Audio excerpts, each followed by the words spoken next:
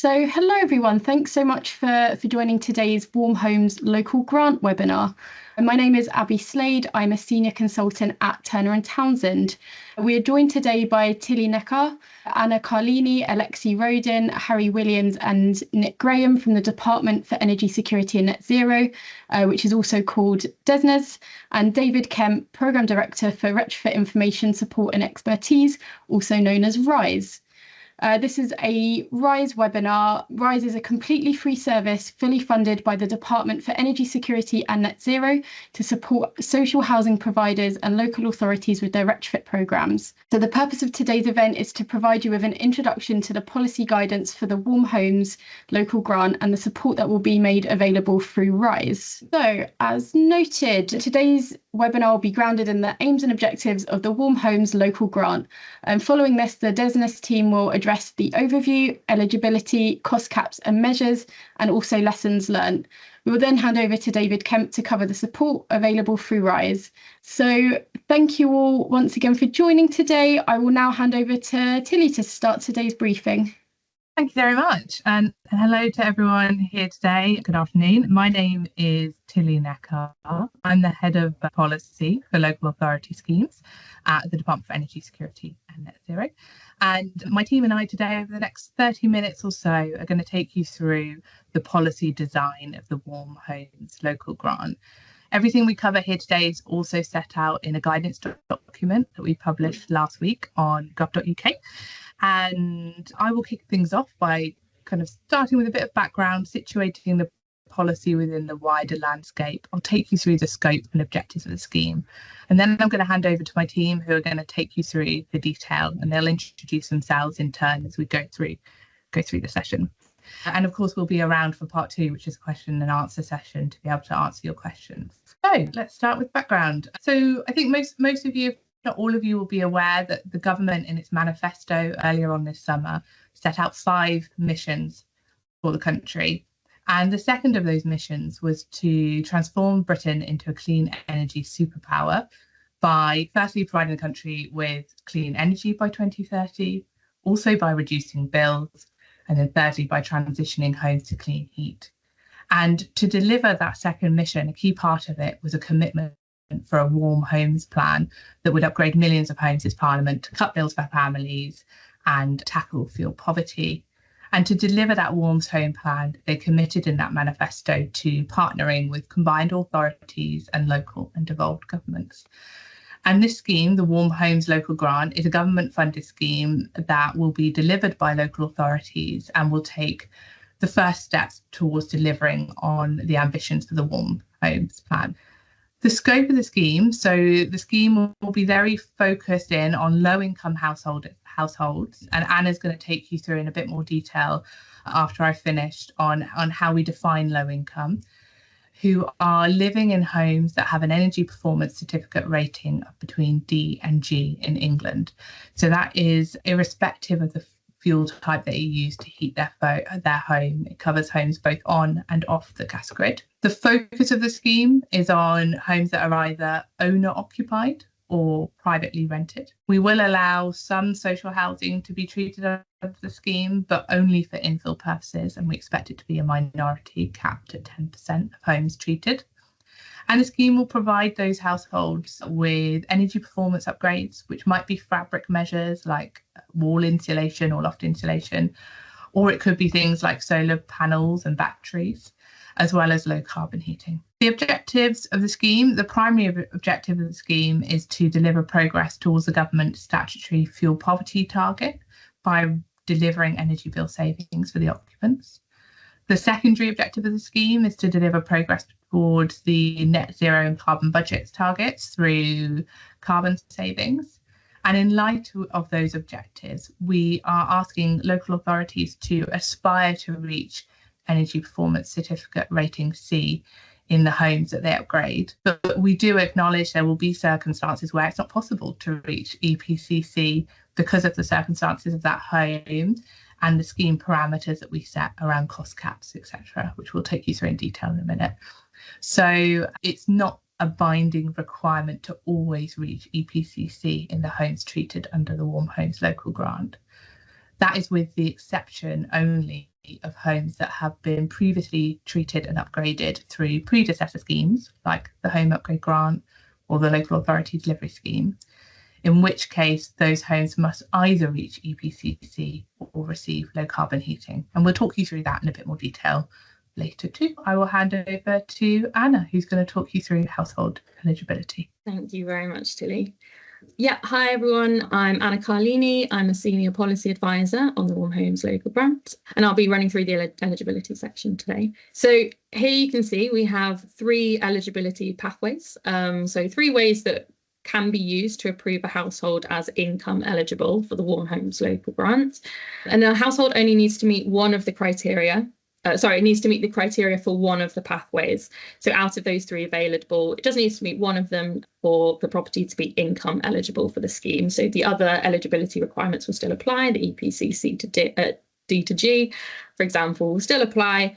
But in terms of being income eligible, just one of these pathways will grant the home eligibility. So you can see here we've got pathway 1, which is the indices of multiple deprivations, and that's the income decile on its own. And it's also known as the eligible postcodes route. It's really similar to the postcode route currently available under HUG2. Households which live in a valid postcode that fall into income deciles 1 to 2 will be eligible for the scheme without having any further income checks. And then pathway 2 is the income proxies pathway, allows for homes in receipt of means tested benefits or that meet the current Eco4 flex criteria for route 2 to be eligible for the scheme on that income basis. And then finally, pathway 3 is the household income threshold, which is set at £36,000 for the gross annual household income for the Warm Homes Local Grant. And I'll go into each of those in a little bit more detail. So pathway 1 is the IMD ID eligibility. So households within IMD income deciles 1 to 2 will be eligible for Warm Homes Local Grant without needing an income verification check. We know there are about 1.5 million households that are eligible via this pathway, and we ask that LAs will not need to verify the income of these households, but they will need to obtain proof of address, and all the other eligibility requirements will still apply. So the EPC band and also the tenures, they must continue to be checked and will still apply in these areas. We encourage local authorities to consider these areas and using this pathway to achieve those economies of scale, upgrading multiple households in concentrated areas of fuel poverty. But whereas you might notice that we're only focusing on IMD areas 1 to 2, whereas HUG2 used the eligible postcode route, allowed homes in deciles 1 to 3 to be eligible. So you might see that we're narrowing down to 1 to 2 here. And that's because that was on gas. We are now on gas as well as off gas, and HUG2 was only off gas.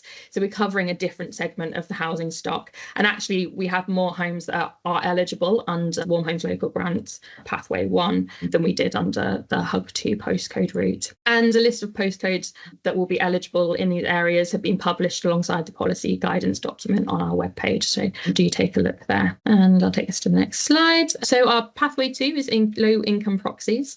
And this pathway allows households in receipt of specified means tested benefits to be eligible for the Warm Homes Local Grant without any further income checks as well. So anyone in the household may be in receipt of these benefits in order to qualify, other than lodgers or adults who are in full-time education. And you can see the list of qualifying means tested benefits here. And of course, these can also be found in our policy guidance document on our webpage. And then just a quick note on this, the Warm Homes Local Grant will go into delivery in 2025. So this list just reflects the benefits. This list will reflect the benefits in use at the time of delivery, and they might be updated over the lifespan of the scheme as well. Just making sure that we are being as current as we possibly can. And then on the next slide, we go into the second half of the income proxies, and this allows Eco4 Flex to be used as a low income proxy. So details of this can be found in the local authority guidance for the Energy Company Obligation, or Eco4, and the Great British Insulation Scheme, which is also known as GBIS. And you can find out more about the qualifying criteria by clicking these links. And again, there's also a link in our guidance document. So please do take a look. The use of this EcoFlex criteria is only permitted under its current iteration. And if any significant changes are made to the criteria or that route comes to an end for any reason, then further guidance will be issued by the department on whether it can continue to be used or not.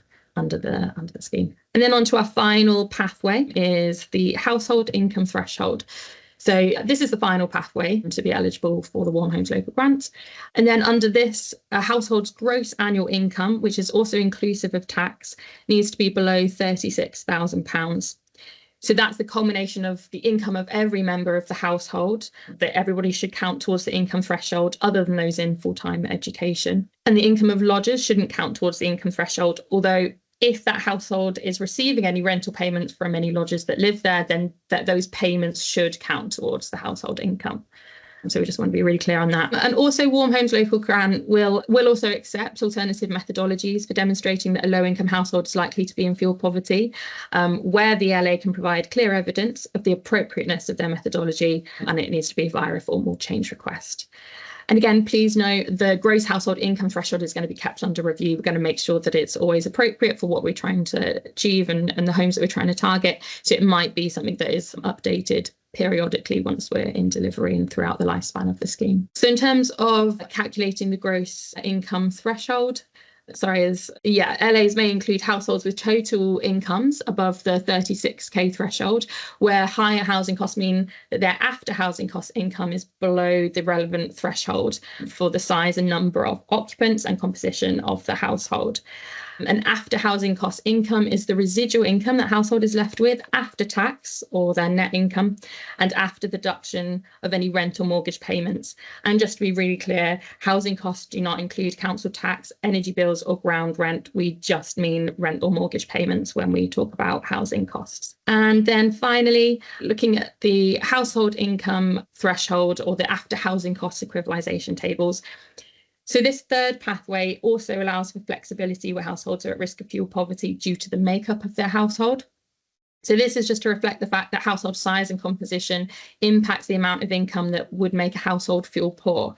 So LAs can include households with incomes that go above the 36k threshold, where those higher housing costs mean that after housing cost income is below the relevant threshold for the size or like the number of occupants and composition of the household as set out in this table.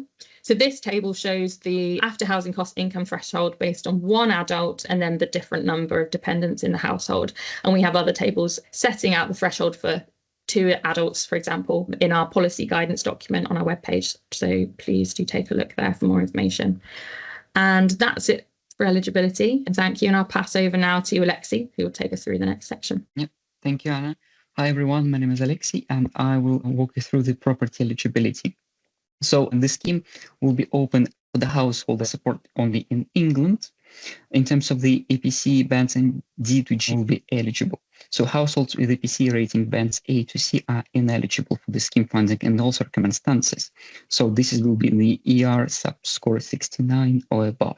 In terms of tenure types, as Tilly mentioned previously, the scheme will be open for both owner-occupied and private renter sector that meet the low income criteria are eligible. And social housing is also will be eligible for infill purposes and capped at 10% of project total homes treated. We also will be looking for the park homes, so there will be no percentage of caps on the treating the park homes. As far as they meeting following the criteria, such as the park home must be a permanent resident of the household, and the park home is equivalent to EPC D to G. That means that park home must be accessed to determine their energy performance rating EPR to evidence equivalence. Also, the scheme will be open for both fuel types and also will be open for the on-gas grid homes as well as the off-gas grid homes, and open for the heating fuel types such as gas boilers, oil, LPG, coal, solid fuels, electricity for heating purposes. In terms of scheme will also be open for existing buildings only. So it means that the funding must support only a retrofit of existing domestic dwellings. So the new builds or self-built homes, which have not been previously occupied, are ineligible for the funding. In terms of the retreatment of the properties policy, so if the household previously been upgraded under the HUG or LAT schemes, they will be eligible for retreatment, providing the household and the property eligibility criteria met. However, so the retreatment through the Warm Homes Local Grant must result in either the home reaching EPCC or the low carbon heating being installed as a part of the package or measures. So the property also treated by other previous department energy efficiency schemes, such as energy company obligation known as ECO, will be eligible for further treatment with no requirement to reach EPCC or receive a low carbon heating, providing that it meets the household and the property eligibility criteria.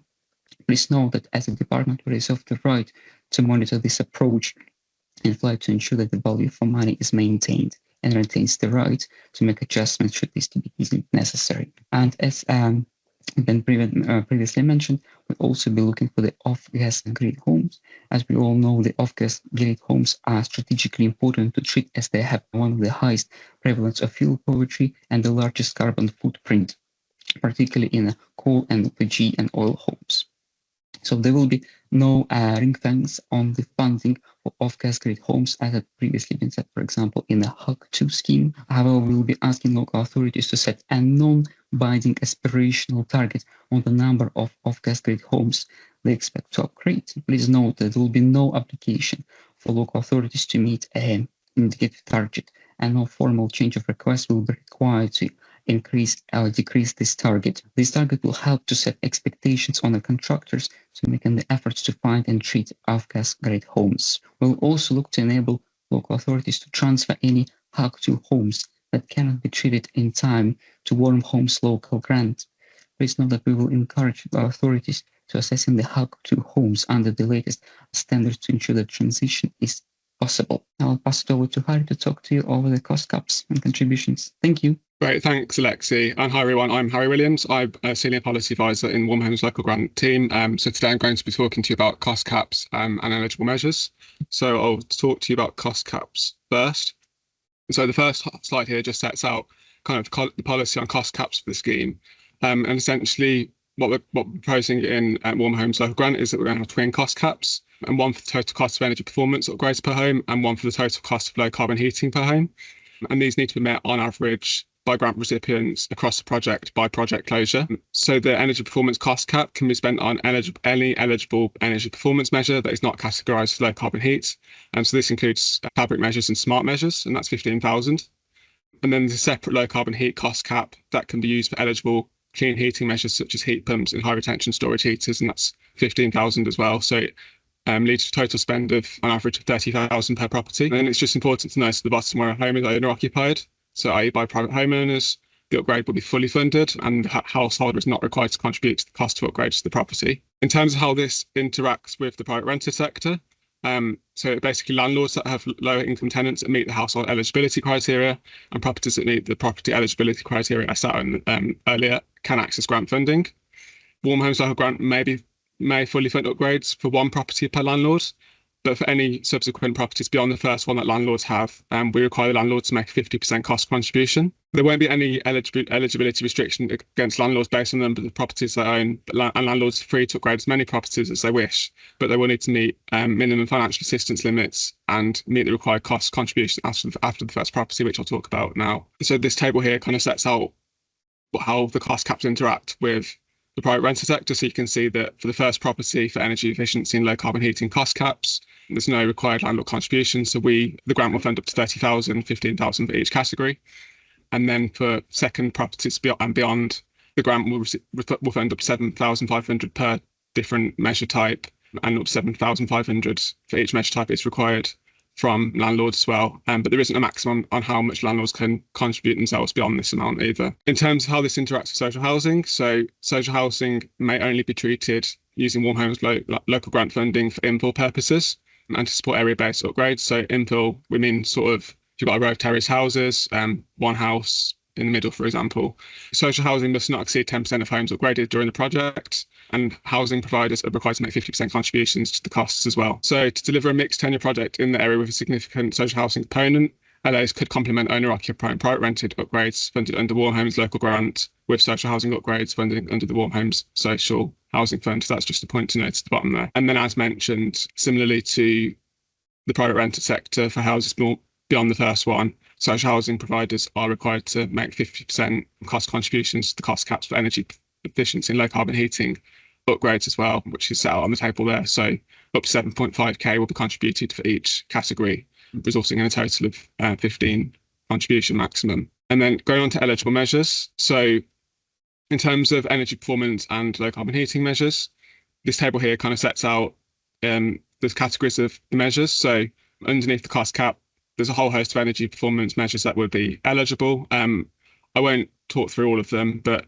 they're kind of your standard measures. So like insulation, heating controls, hot water cylinders, thermostats, tanks, solar PV, solar thermal, draft proofing, double glazing, etc. It's just to note as well, these tables aren't an exhaustive list of eligible measures that can be installed under the scheme. And then in terms of the measures that can be installed under the low carbon heating cost cap, there are a handful there. Again, it's not an exhaustive list, but just to pull out a few, so you've got air source heat pumps, ground source heat pumps, wet central heating, biomass, storage heaters, etc. And then in terms of quality standards, these are a really important part of the scheme and the measures that are delivered. So essentially all energy performance and low carbon heating measures must be compatible with the latest reduced data standard assessment procedure, so RDSAP, and covered under the relevant quality standards. So the reason for this is because we want to avoid any unintended consequences of installations and ensure consumer protection. So, for example, damp and condensation. So we want to ensure that the quality standards prevent unintended consequences like that happening. So essentially, energy performance measures will need to be installed by PAS 2030-2023 certified installers in line with PAS 2035-2023. And then PAS 2035-2023 also requires that low carbon heating measures are installed with MCS standards. So yeah, those are the standards that we required for the scheme. And yeah, in terms of measure selection and EPC improvement, we expect LAs to focus on measures that reduce energy bills, as well as help them to transition to clean heat, where this is compatible with delivering bill savings. And we expect that LAs and retrofit coordinators should consider value for money when designing intervention packages to achieve the greatest possible bill savings for the household. So households should reach EPC and C where possible, but where this isn't possible, upgrades may still take place, but LA should adopt a value for money and strategic approach to measures. Fuel pool households shouldn't be excluded from the scheme if their property cannot be upgraded to EPCC within the cost caps. So this will ensure that the worst homes aren't left behind by the scheme. And just to note at the bottom there as well, Warm Homes Local Grant upgrades to homes that have been treated under the Home Upgrade Grant or Local Authority Delivery schemes must result in the home reaching EPCC or receiving low carbon heating as a result of retreatment. And that's really to promote the value for money angle that if we're retreating homes, we need them to be ticking off one of the scheme's key objectives of tackling fuel poverty or helping that transition to low carbon heating. In terms of measure price limits, so we will be setting price limits for a certain selection of measures that need to be met on average by scheme end. And that's for measures where analysis that we've undertaken indicates the value for money of that measure is particularly sensitive to the price for installation. So there's 5 measures that measure price limits will be provided for. So they're EWI, IWI, double and triple glazing, park home insulation, and solar thermal. So the measure price limits will need to be met on average by project closure. So in individual batteries or properties, the measure price limits may be more expensive than the specified price limits, as long as they are met by average and project closure. We will also be keeping the price limits that are set under review to ensure they remain appropriate during delivery of the scheme. And we also reserve the right to bring in price limits for additional measures if we see sort of negative installation trends in terms of cost within the lifetime of the scheme as well. And just to note as well, measure price limits are commercially sensitive information and will be provided under non-disclosure agreements once the grant recipients have signed the MOU. So I'm handing over back to Nick to cover lessons learned. Thank you, Harry. Hi, everybody. My name is Nick Graham. So I'm the policy lead the team for the Warm Homes Local Grant under Tilly, who's the head of policy. So I'll just take you through a couple more slides. Perfect. So yeah, I've done something very funny with my view. Okay, that's all. Great. So in terms of a summary of lessons learned, I think as a team, we feel the scheme is heavily simplified to what we've seen before, and we're very pleased with kind of the direction of policy. Starting from the left, you'll notice that all fuel types are eligible, and this is something that we've heard from yourselves in past schemes, that it's simpler to deliver to all fuel types rather than having something specific for off-gas grid and something on gas grid. So yeah, great to be able to share all fuel types will be eligible. On the private rented sector, we've already mentioned that we will be able to fund one home per landlord fully under the scheme, which is another really big development where we've seen less uptake than we'd like in previous schemes, and we think this will really help to unlock it. Thereafter, a 50% cost contribution will be required for the landlord's subsequent homes that are treated under the scheme. And we'll share guidance later on how that will work in terms of you knowing as a project, whether a landlord's had a home upgraded under a different project, and there'll be kind of a central check for you to help you with that. As Anna mentioned, we will be introducing automatic eligibility for the household based on their postcode only through the income deciles 1 to 2 route. And this is going to cover something like 1.5 million households. So again, making it really easy for a whole bulk of households to be able to enter the scheme. On cost caps, again, we're pretty happy with where we've landed. So you'll remember for Lad 3, which was in delivery until Christmas last year, the cost cap was only £10,000 for on-gas homes, and that covered all your energy performance measures and your low carbon heat. We've now got £15,000 just for your energy performance measures and a whole another £15,000 for low carbon heat. So that was a really big win for us to agree that across government. In terms of EPC improvement, we are making sure that homes can be treated even if they can't reach C. So it's a non-binding aspiration to move up the EPC bands to aim for C, but you can still treat the home if it can't reach C. The only exception is for homes that have previously received money under HUG or LAD, and they will either need to reach C or have low carbon heat installed as a condition of retreatment to make sure they're ticking off at least one of the key objectives of the scheme. On property caps, we are also chasing that simplicity point. So in the past, we've had caps on Band E homes, we've had caps on park homes, but we're pleased to say there's no caps for those kinds of properties under this scheme.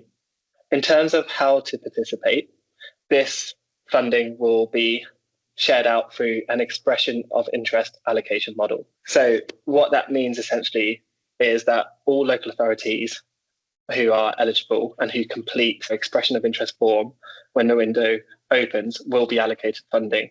So this is a huge breakaway from the past where we've either had competitions where you may score less than someone else and therefore not get funding, or you may fail on a certain question and then not get funding. This is guaranteeing essentially if you fill out the form properly, you will be on the scheme.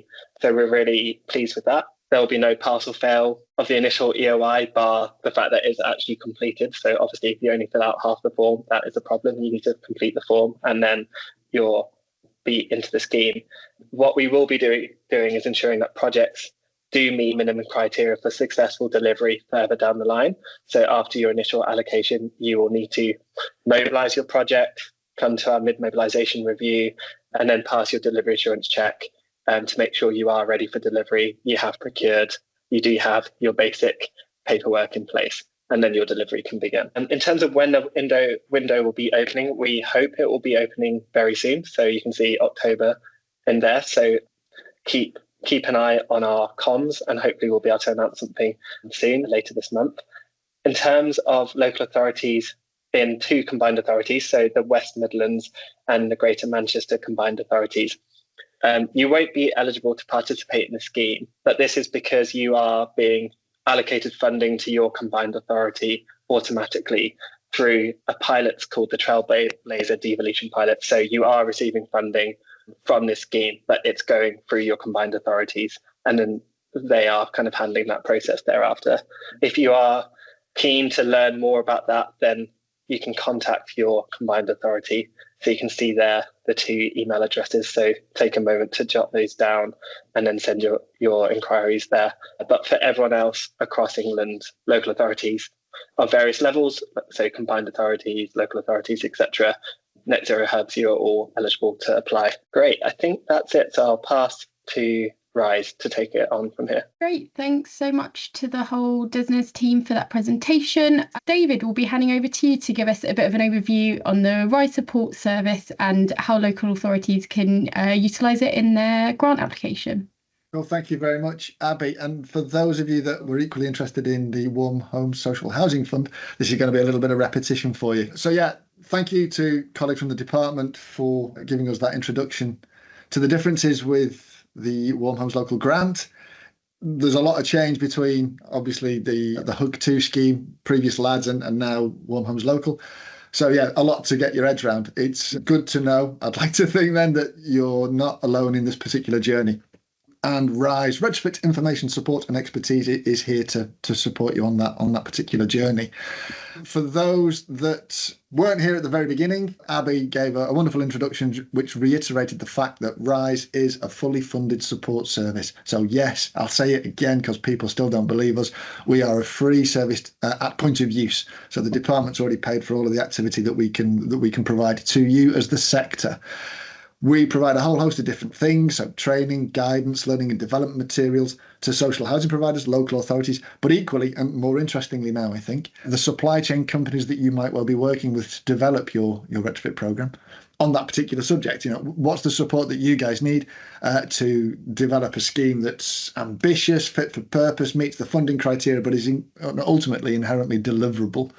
So the stuff that we offer, there's learning and development activities through online and in-person masterclasses, training courses, webinars, briefings such as this one. There is equally one-to-one bespoke support, and as the name suggests, it is bespoke. It's relevant to your particular organisation, and so you might get something slightly different to another organisation based on needs and risk. Critical friend reviews of your funding requests and applications and all of that good stuff. These have been found to be incredibly useful. So at the end of the process, going back to Nick's comments around as long as the forms are completely filled in and so on and so forth, you're going to get some cash. We've got the fresh pairs of eyes that can be used to make sure that, you haven't missed any boxes and things of that nature. The critical friend review was a very useful service that's been drawn down previously. There's a whole host of stuff like podcasts, articles that are in trade magazines, feature articles in the press and so on and so forth, as well as a whole host of materials that are being developed to support the supply chain organisations. Now, those companies that we're going to want to work with to develop and deliver these schemes, we're here to actually work with them and help increase capacity in the sector now, which is a great change. So in terms of the support service, this isn't the first time that we've done this sort of thing. So you're in relatively safe hands. I'm pleased to say members of the team you'll be working with and not me directly. So for your benefit, we have done this under previous iterations of what was HUG 2 and the Social Housing Decarbonisation Fund. So, just to give you a flavour, just shy of 98% of all previous SHDF programmes were supported by our service. It wasn't known as RISE back in the day. It was the Social Housing Retrofit Accelerator, but it's the same sort of support that we were able to provide. That's resulted in a whole host of organisations being supported. We've worked with over 308 different organisations that submitted bids, 130 odd of them that were successful into the precursor to the Warm Home Social Housing Fund. And again, likewise with HUG 2 applications, pretty much all local authorities engaged in some way, shape or form. So 94% of the eligible organisations that we work with got some of the cash. And so we have a track record in supporting the sector to request, apply for, bid for and secure the funding to deliver retrofit programmes. What does that support look like? Well, in effect, it's twofold. We've got technical support, which this slide talks to, and the learning and development offer, which I'll talk to in a second. So in terms of the technical support, it all starts with a self-assessment form. And this is a mechanism through which you introduce yourselves, your organisation and your project to us, and vice versa, us to you. It gives us that high-level understanding of the kinds of support that you might need based on the kind of project that you want to develop and deliver. It's worth reiterating, the self-assessment doesn't have to be, the definitive article. So not knowing answers to stuff is okay. There are certain questions that you will need to respond to progress to the next one. But when it comes to things like how many homes you want to do, I'm not entirely sure. That's all right. How much funding are you actually looking to request? Again, it's a bit chicken and egg if you don't know how many houses you want to do. So, zeros are all right. You don't need to know all the answers from the beginning to complete that self-assessment. That's followed up by a diagnostic call where one of our expert team engage with you directly, go through the answers that you provided in that self-assessment form to get a better understanding of what it is that you need, how ready you are to request that particular funding and develop and deliver the scheme. That in turn turns into a support plan. The support plan articulates the specific things that we think you need and that we as RISE are able to offer to you as an organisation, including with your supply chain partners, to make sure your funding request meets all the criteria, is as ambitious and as deliverable as it can be, and that, you're ready to go for it. The support plan becomes the one-to-one support. support even, in which we deliver the particular services, the things that your organisation needs. It can include, consortium forming support. It can include archetype matching services. There's a whole host of different things that we are able to offer to you based on the needs of your particular project and your organisation. And at the back end of all of that, we do that critical friend review piece. Again, making sure that the application is complete, meets the minimum entry requirements, and therefore you get some cash. It's worth reiterating as well, as outlined in Annex B of the guidance, there is some additional support beyond this particular stage as well.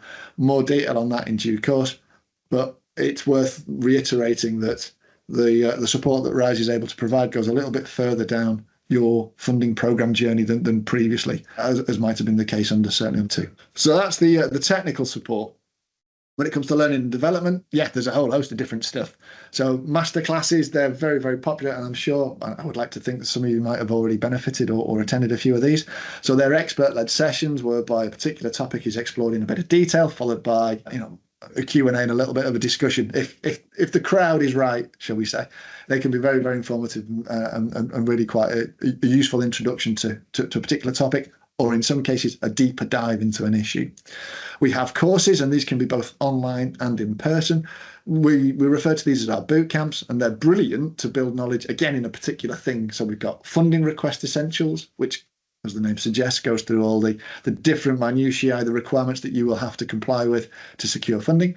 We've got like a crash course, Retrofit 101, Retrofit Essentials course. So if there's colleagues, there's individuals within your team that really experienced retrofit before, that's a really good place to start as an introduction. Strategy Essentials, there's a whole host of them.